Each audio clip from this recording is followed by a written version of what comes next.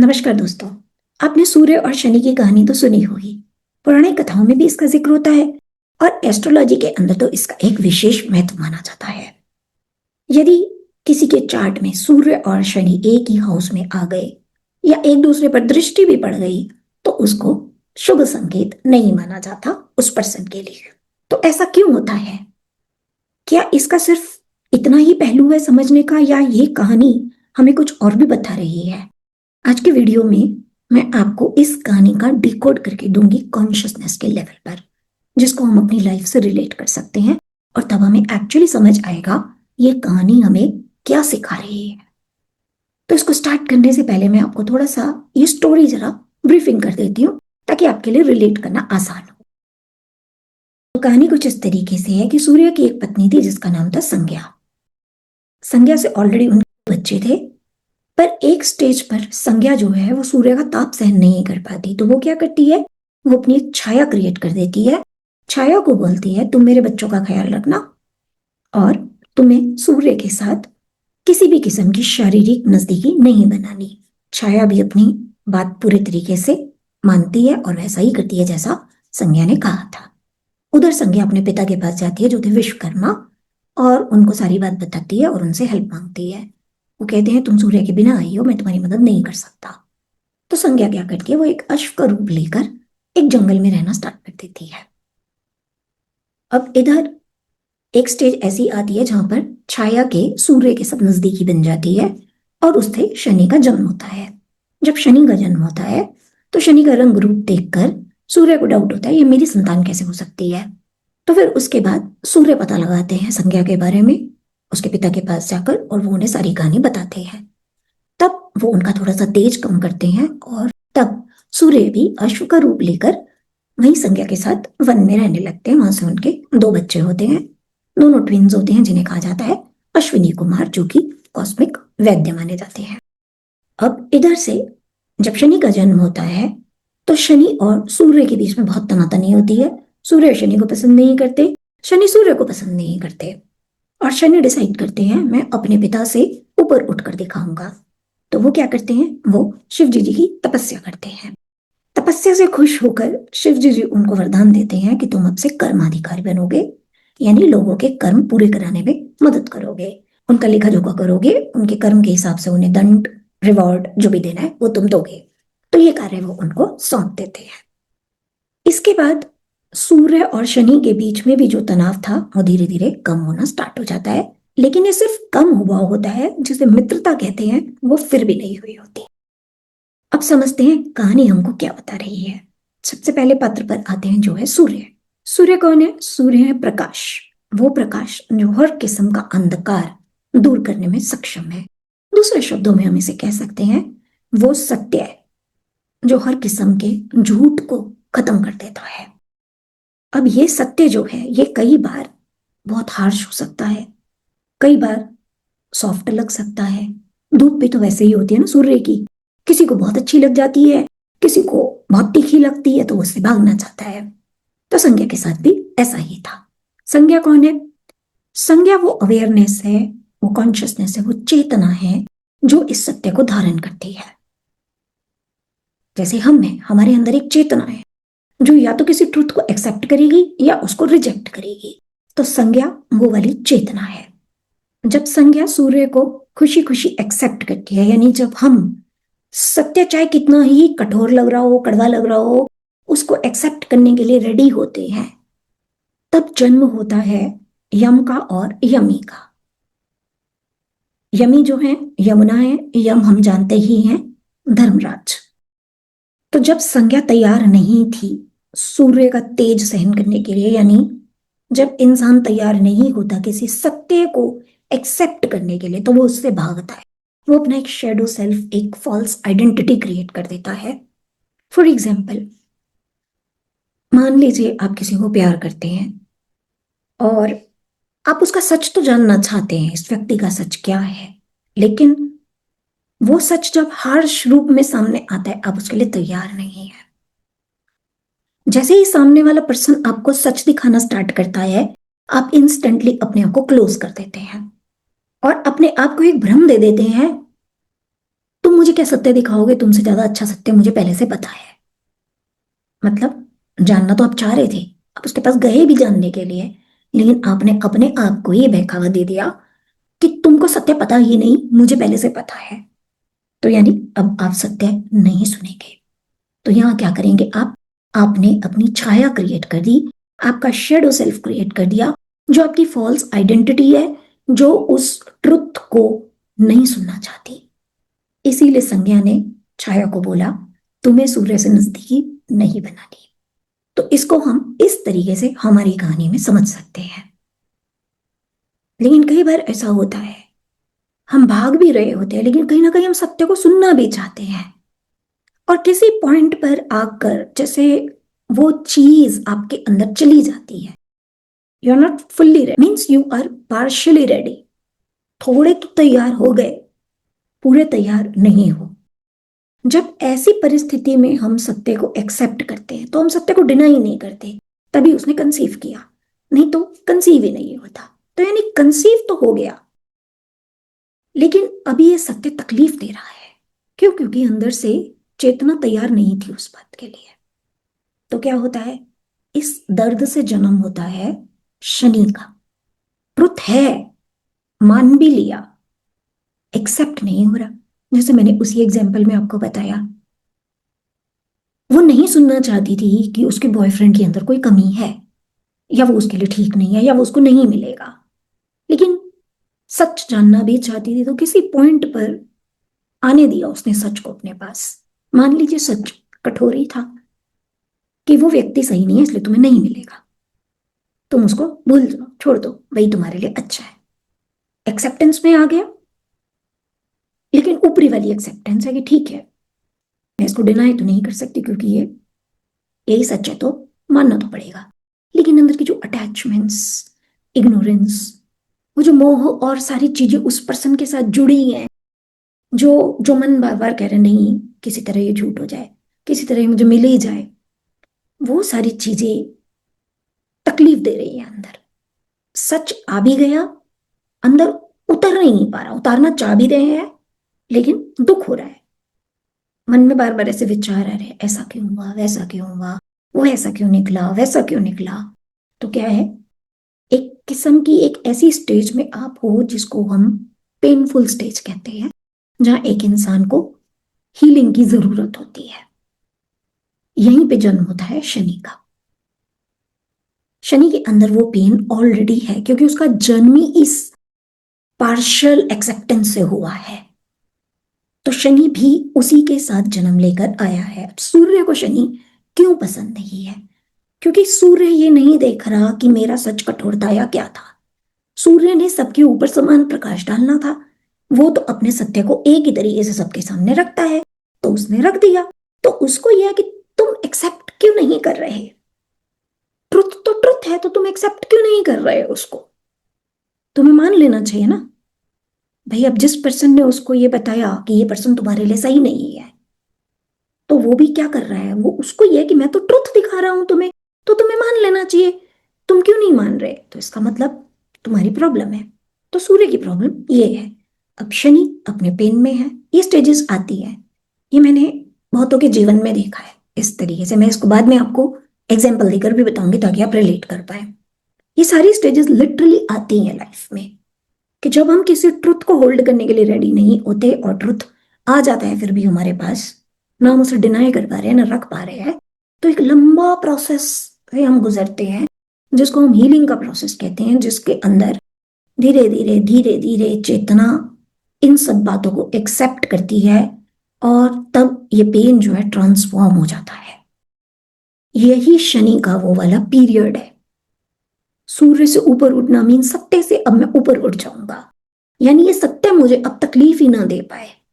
तो ये तपस का पीरियड है, जिसके अंदर तकलीफ तो हो रही है, लेकिन व्यक्ति फिर भी सत्य को अपने अंदर उतारने की कोशिश कर रहा है। और जब वो फाइनली उतर जाता है, तो वहां से जन्म होता है विजडम का। वही विजडम जिसके लिए शनि जाने जाते हैं।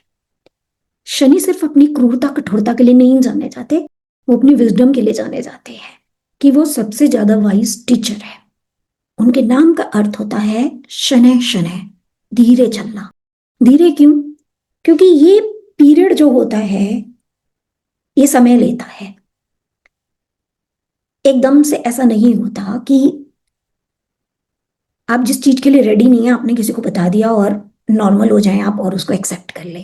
अगर ऐसा हो जाए तो फिर पार्शियल नहीं, फुल रेडीनेस होती है। पार्शियल तभी होती है जब थोड़े तैयार और थोड़े नहीं हो तैयार, तो उस थोड़े को पूरा होने में लंबा समय जाता है। इसलिए शनि यानी शनि जो धीरे चलेगा। तो अब तपस्या किसकी की? शिव जी की। शिव जी कौन है? हायर चेतना, जो सब जगह एग्जिस्टिंग है, जो परम चेतना है। उससे जब जुड़ता है इंसान तभी वास्तव में उसके अंदर उत्तर आते हैं, तभी वास्तव में सत्य को वो पूरी तरीके से अपने अंदर धारण कर पाता है विद अंडरस्टैंडिंग। यही तपस वाला फेस है। ये सबकी लाइफ में आता है जब जब व्यक्ति ऐसी परिस्थितियों से गुजरता है। केवल आत्मा ही है जो अंडरस्टैंडिंग देती है और इससे बाहर निकलती है।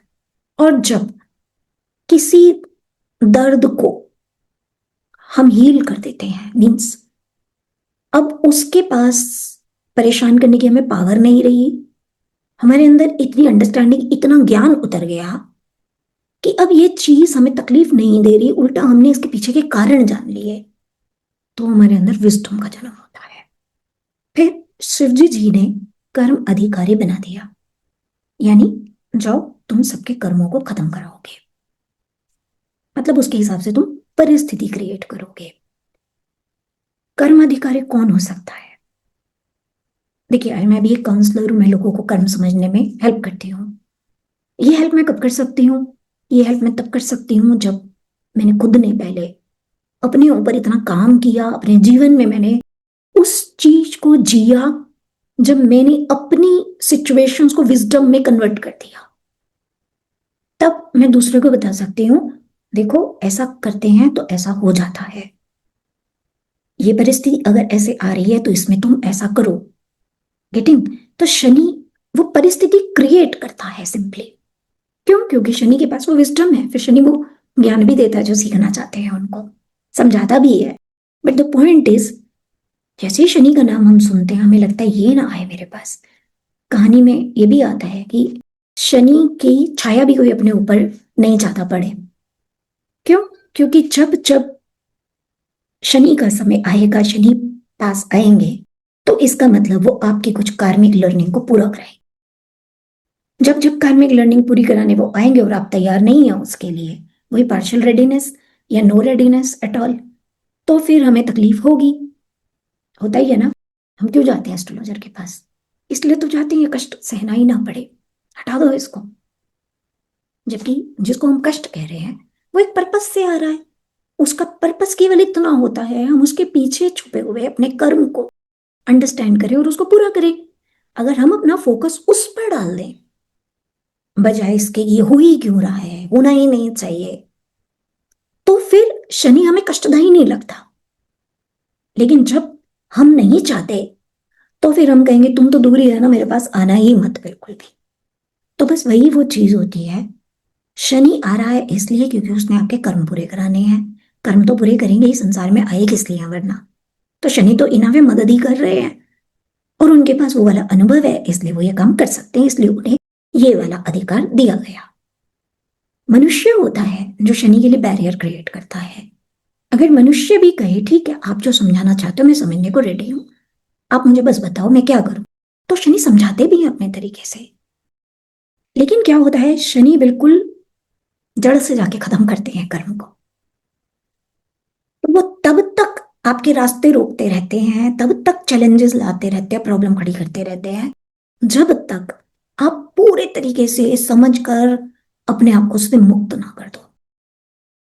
मैंने अपने जीवन में बहुत सारे अपने कार्मिक लेसन्स को पूरा किया और मैंने देखा कि एक लेसन पूरे तरीके से जाने में लगभग, मतलब ये तो तब जब मैं अवेयर होके रहती हूँ, 4-5 साल का समय लेता है।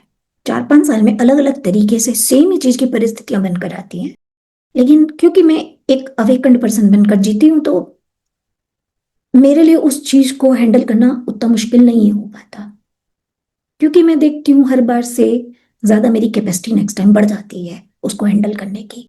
फिर एक स्टेज आती है जहां पर लगता है अब मैं इससे मुक्त हूं, तो शनि वहां तक लेकर जाता है। इसलिए वो तब तक पीछे पड़े रहता है जब तक समझ ना लो। और हम क्या करते हैं, हम उससे भागते रहते हैं। हम भागते रहते हैं तो वो चीज कभी ठीक ही नहीं हो पाती, और इसलिए शनि बार बार आता है, साढ़े सती लेकर आता। साढ़े सती इसीलिए लाई जाती है ताकि शनि को एक अच्छा सा टाइम मिल जाए आपको वो चीज पूरी कराने के लिए। तो दैट इज शनि। विजडम है, जब तक वो अंडरस्टैंडिंग अंदर उतरी नहीं थी तो शनि पेन में था। जब वो चीज अंदर उतर गई तो उसके अंदर ज्ञान ने जन्म ले लिया, विजडम ने जन्म ले लिया। विजडम एक ऐसी शक्ति होती है जो हर किस्म की तकलीफ को, हर किस्म के अंधकार को, हर किस्म के दुख को नष्ट कर सकती है। इसीलिए पहले सूर्य में और शनि में भेद था, दोनों के बीच में टसल चलती थी। लेकिन अब शनि को भी सूर्य का रोल समझ आ गया, सूर्य को शनि का रोल समझ आ गया। तो अब दोनों अपना अपना रोल अपने अपने तरीके से कर रहे हैं। एक दूसरे से कोई झगड़ा नहीं है, लेकिन दोनों का काम करने का तरीका अलग है। तरीका कैसे अलग है, देखिए। सूर्य इम्पार्शियल है सबके लिए। वो तो कहेंगे भाई मैं तो सच लेकर आ गया, सुनना है सुन लो, नहीं सुनना है तुम्हारी मर्जी। वो इससे ज्यादा कोई काम नहीं करेंगे, मतलब पर्सनल अटेंशन नहीं डालेंगे किसी के ऊपर। नहीं डालते ना वो, तो आसमान में चमक रहे हैं बस। अब हमारी वो होती है, कोई खिड़की बंद कर लेता है, कोई पर्दे लगा देता है, कोई बाहर धूप में जाकर बैठ जाता है, चलो गर्मी लेते हैं। तो वो किसी के साथ भेदभाव नहीं कर रहा, वो सबके लिए समान है। तो फिर उसको लगता है शनि को भी ऐसा ही होना चाहिए। लेकिन शनि का क्रिएशन में रोल अलग है। कर्म सबके इंडिविजुअल होते हैं। कर्म ऐसा नहीं होता कि यूनिवर्सल सबके लिए चल रहे हैं, दूर से एक आदेश दे दिया, वो चीज नहीं होती। आप इसे ऐसे समझिए, मान लीजिए हम क्लासरूम में हैं, तो जो टीचर है 50-60 जितने भी बच्चे हैं वो सबको एक सी टीचिंग देता है। कोई अच्छे स्टूडेंट है वो ज्यादा सीख लेता है उसमें, कोई बिल्कुल बेकार है वो बिल्कुल नहीं सीखता, कोई लास्ट बेंच पर जाकर बैठ जाता है, कोई लास्ट बेंच पर भी टीचर का मजाक बनाता रहता है, बुलिंग करता रहता है। तो टीचर समान था, उसने कुछ नहीं किया, उसको कोई मतलब नहीं है ना फर्स्ट लाइन वाले से ना लास्ट वाले से। उसने अपना काम करना था, उसने कर दिया। लेकिन जो शनि है वो है आपका पर्सनल ट्यूटर। अलग से पैसे देकर जिसको हम रखते हैं, शनि वो वाला ट्यूटर है। अब उसकी तो जिम्मेदारी है आपको पास कराना। आप जहां गड़बड़ करोगे वो आपको बार बार बताएगा, आप पर बार बार ध्यान देगा। तो शनि कुछ इस तरीके से है आपका पर्सनल ट्यूटर। तो वो हर व्यक्ति पर इंडिविजुअल अटेंशन देता है, क्योंकि उसका काम ही यही है ना। तो ना शनि गलत है ना सूर्य गलत है, दोनों का अपना अपना रोल है क्रिएशन के अंदर। अब सूर्य किसी की फ्री विल में इंटरफेयर नहीं कर रहे, शनि का लग सकता है भाई फ्री विल में इंटरफेयर कर रहे हो, बट वो भी इंटरफेयर नहीं कर रहे।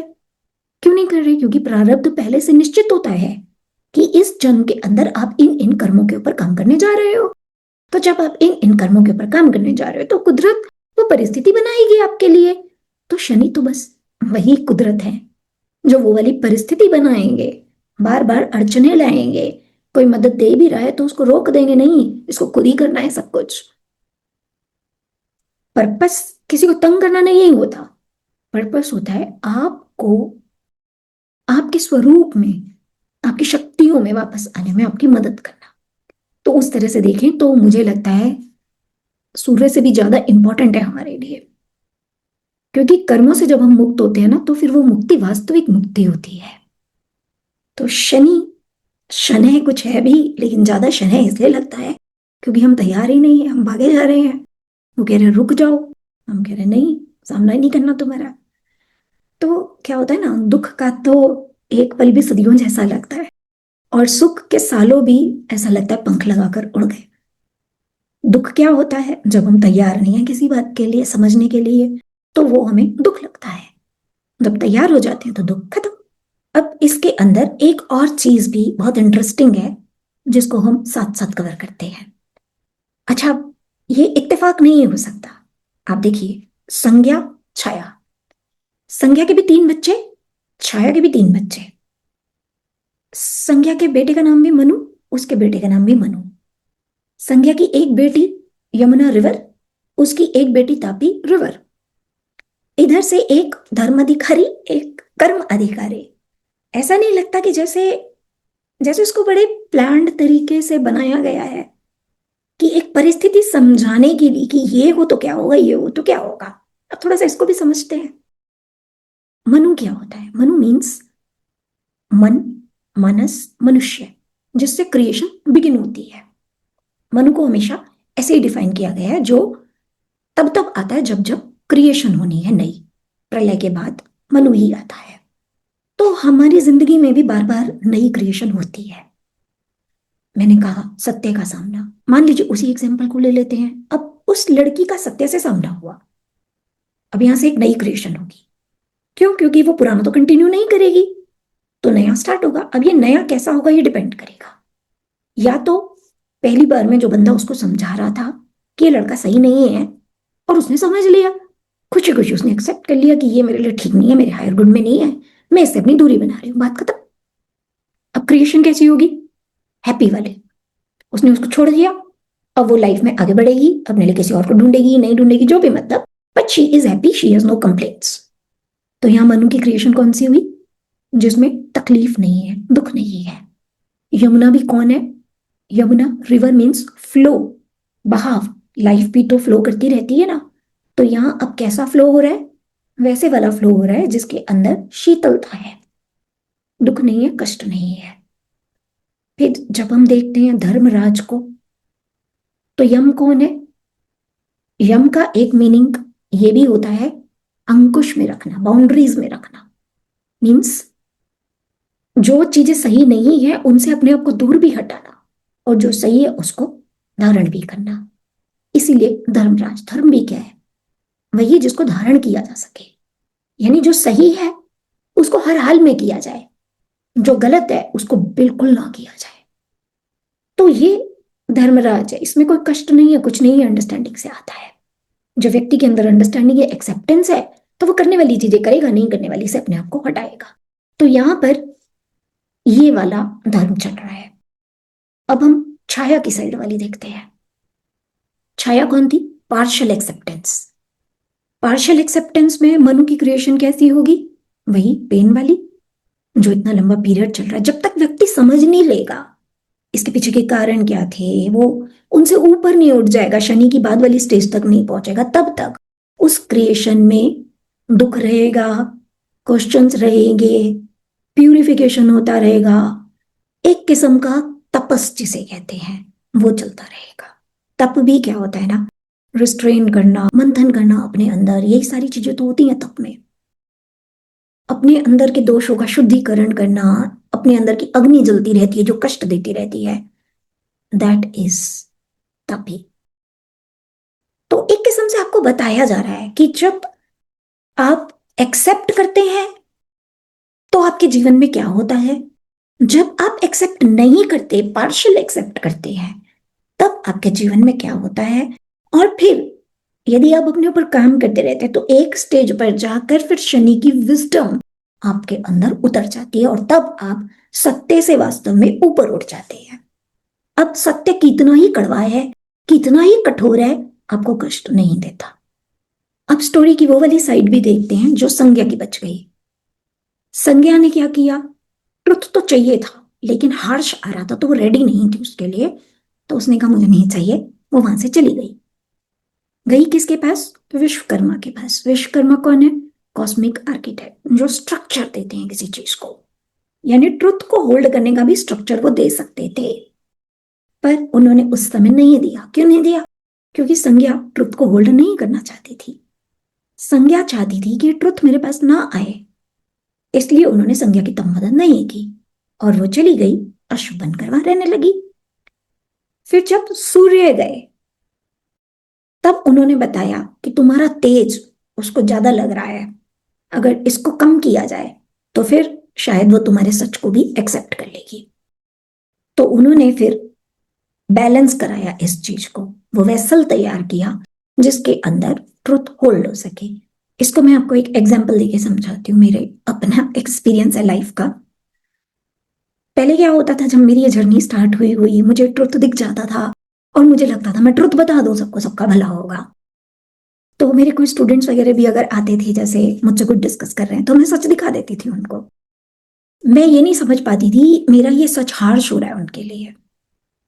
एक बार एक ऐसा इंसिडेंट हुआ, एक लेडी आई मेरे पास सीखने के लिए, तो वो ऐसे ही अपना कुछ डिस्कस करने लगी कि उसकी मैरिज में बहुत प्रॉब्लम्स चल रही थी। She was not at all happy with husband, मतलब कुछ था ही नहीं मैरिज जैसा। तो लेकिन इस शादी को कंटिन्यू करने के लिए उसने मैरिज के बाहर एक्स्ट्रा मैरिटल अफेयर अपना कर लिया था। जो उसको मैरिज से चाहिए था वो चीज वो उस पर्सन से ले रही थी, और कहीं ना कहीं उसने अपने आप को यह समझा दिया that this is the right way. अब मुझे ट्रुथ दिख रहा था, मैंने बोल दिया नहीं ये तो राइट वे नहीं है, ऐसे नहीं करना चाहिए, ये तो एक किस्म की चीटिंग हो गई आपके हस्बैंड के साथ आपकी।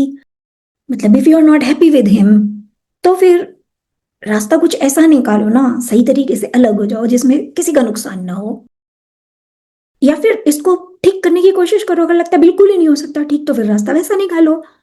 पर ये जो आप कर रहे हो ये तो तरीका सही नहीं है, और इससे आगे जाके आपको भी कोई खुशी नहीं मिलने वाली।